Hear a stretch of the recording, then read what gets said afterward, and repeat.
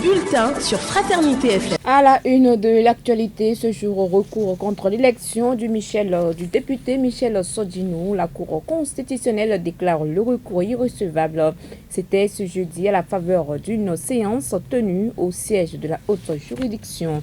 Et pendant ce temps, une délégation du ministère de l'Agriculture, de l'Élevage et de la Pêche du Bénin, conduite par le ministre Gaston Kossi Dossoui, est en tournée dans le nord du Bénin, accompagné du coordonnateur national du projet de cohésion sociale des régions nord du golfe de Guinée, Kozo. La délégation est allée constater les réalisations du projet dans cette commune d'intervention. Le compte rendu de l'étape de la commune de Waké à suivre dans ce bulletin. La sécurité des apprenants demeure une préoccupation majeure dans notre région. Plusieurs établissements scolaires sont situés aux abords des grandes voies publiques et cela expose fréquemment les élèves au risque d'accidents de circulation, selon le chef division contrôle routier éducation et statistiques au CNSR au Nord reçu ce jour. Les cas d'accidents impliquant les apprenants sont en hausse. Il explique que la forte circulation sur ces axes combinés à la proximité des écoles crée une situation particulièrement dangereuse, surtout aux heures d'entrée et de sortie des classes. Josué Wowo. C'est des accidents malheureusement graves, voire mortels. C'est généralement à la sortie des classes, quand les enfants sortent des cours, à l'entrée et à la sortie des cours, sur le trajet domicile-école. La route nationale inter-État 2, dans notre région, cette route-là est déjà connue malheureusement pour les accidents très graves. Et il se fait qu'il y a beaucoup d'établissements situés aux abords immédiats de cette route-là, la RNIE 2. Donc, toutes les fois qu'il y a accident sur cette voie-là, comme j'ai toujours dit, sur 2, vous avez la chance de mourir. Sur 2 accidents, il y a un de très grave et mortel. À la date d'aujourd'hui, on ne dispose véritablement pas de données chiffrées, mais à l'observation, le risque est très grand. Et je le dis, je me rappelle comme hier, 2022, à l'entrée sud de Parakou, nous avons connu cet accident-là qui a fait partie 12 à Prudent. Cette année déjà, on en a connu. Ouais, c'est avec beaucoup de douleur, de peine que je le rappelle, mais on n'a pas de données chiffrées. Mais une fois encore, à l'observation, l'accident, malheureusement, n'épargne pas les apprenants. La route nationale inter-État 2 enregistre les accidents les plus graves. La gravité de l'accident fait appel à la vitesse. Donc, il y a l'excès de vitesse qu'on peut citer tout de suite comme facteur. Il y a les mauvaises traversées et il y a que, ça on ne le dit pas assez, le relief est accidenté. Quand vous prenez cet axe-là, vous allez constater que c'est des virages, c'est des sommets de côte, même si c'est léger. Et donc, quand vous longez la route nationale inter-État jusqu'à Malanville, c'est ce qu'on constate. Et il se fait malheureusement qu'il y a de ces établissements qui sont même localisés géographiquement dans des virages. Vous voyez, à la sortie de Parakou, par exemple, je ne sais pas pour rappeler ce qui s'est passé, mais il y a Passagambou, qui est par exemple situé dans une succession de villages. Donc on peut identifier beaucoup d'établissements comme ça et ça participe malheureusement à ce taux d'accidents impliquant les enfants. On ne peut pas imputer la survenance des accidents à la responsabilité seulement aux automobilistes. Il se fait que quand l'enfant ne sait pas où traverser, quand traverser, vous voyez, le mal est vite arrivé. Le ministre de l'Agriculture, de l'Élevage et de la Pêche du Bénin a effectué une descente ce jeudi 5 février dans la commune de Waké.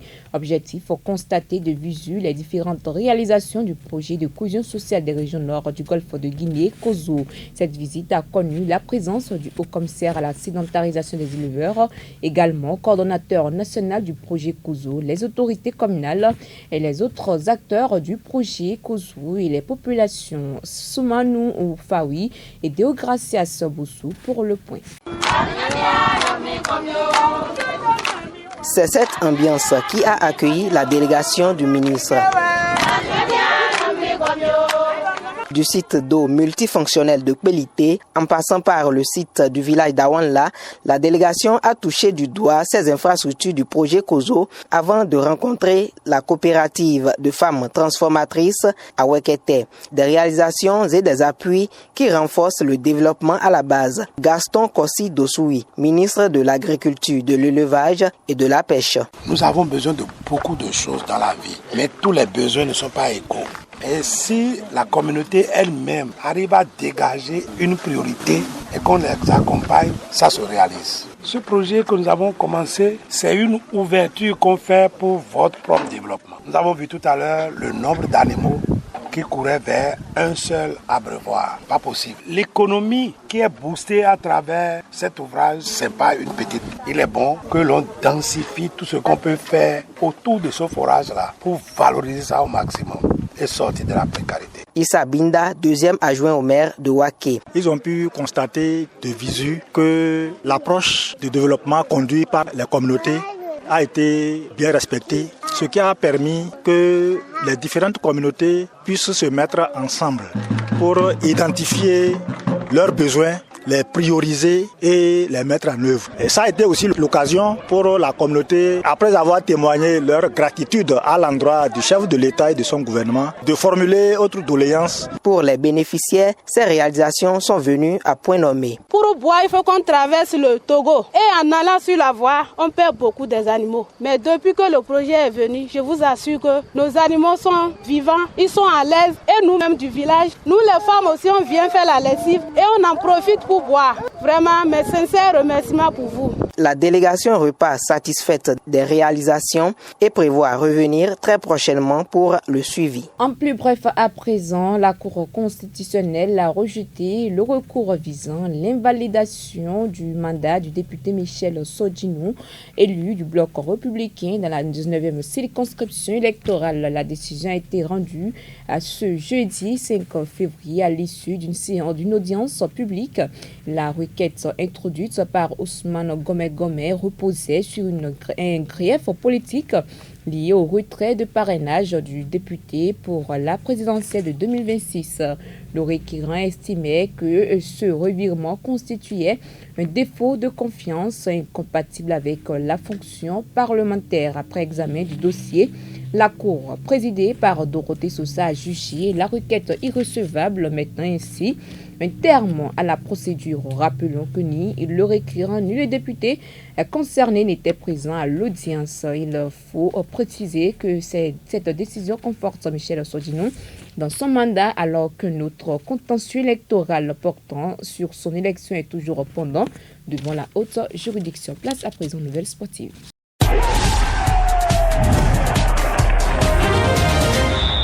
Ligue 1 au Bénin, la phase aller prend fin ce week-end. Avec la 17e journée, plusieurs matchs sont au menu. Ce samedi, on aura droit à 5 affiches. Le leader Sobemap accueille Banigansi à Vrankou. Aspak sera en déplacement à Niki pour défier Cavalier.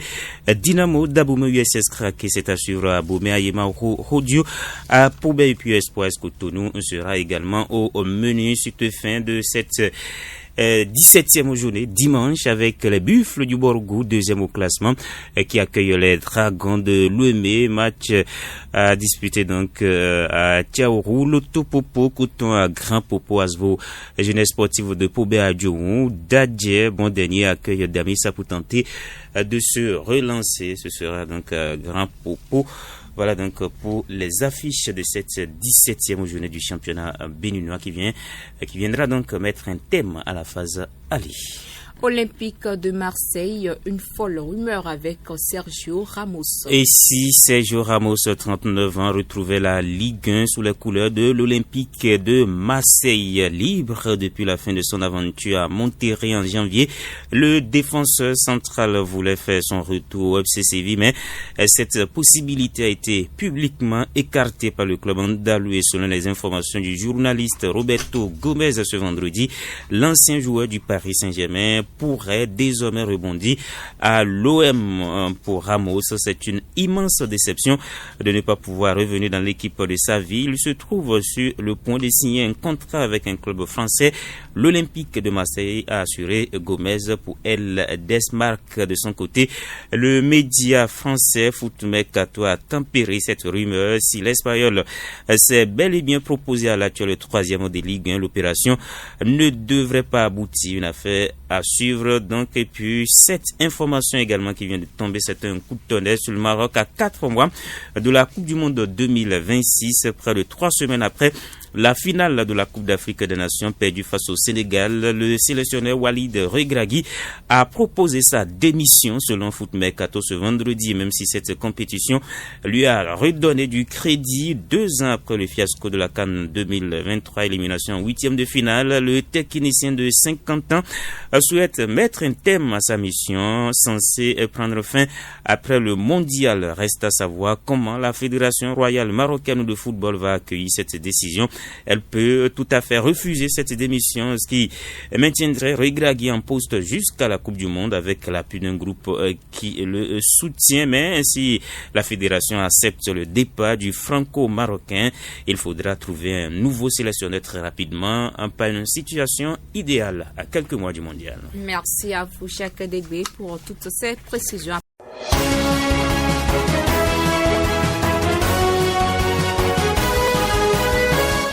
Pristoni Sakou, bonjour. Bonjour Manzourat. Au Niger, le GINIM revendique une attaque dans la région de Tillabéri. Oui, effectivement, au Niger, une attaque dans la région de Tillabéri a eu lieu mercredi 4 février. Les assaillants ont visé une position des forces de défense et de sécurité nigériennes à Makolondi, à 90 km de Niamey. L'attaque a été revendiquée par le GINIM, le groupe de soutien à l'islam et aux musulmans. De sources sécuritaires, un policier a été tué par les terroristes, mais il n'y a pas de bilan officiel. Il faut noter que ce n'est pas la première fois que cette localité proche du Burkina Faso est ciblée. Et pendant ce temps, au Mali, le journaliste Youssouf Sissoko est emprisonné pour un article critique sur le président du Niger. Au Mali, le directeur de publication du journal, l'alternance Youssouf Sissoko, a été arrêté et placé sous mandat de dépôt ce jeudi 5 février. Il est poursuivi notamment pour offense à un chef d'État étranger après la publication d'un article mettant en doute des déclarations du président nigérien Abdourahmane Tiani. Il faut rappeler que le Niger est un allié du Mali au sein de l'AES.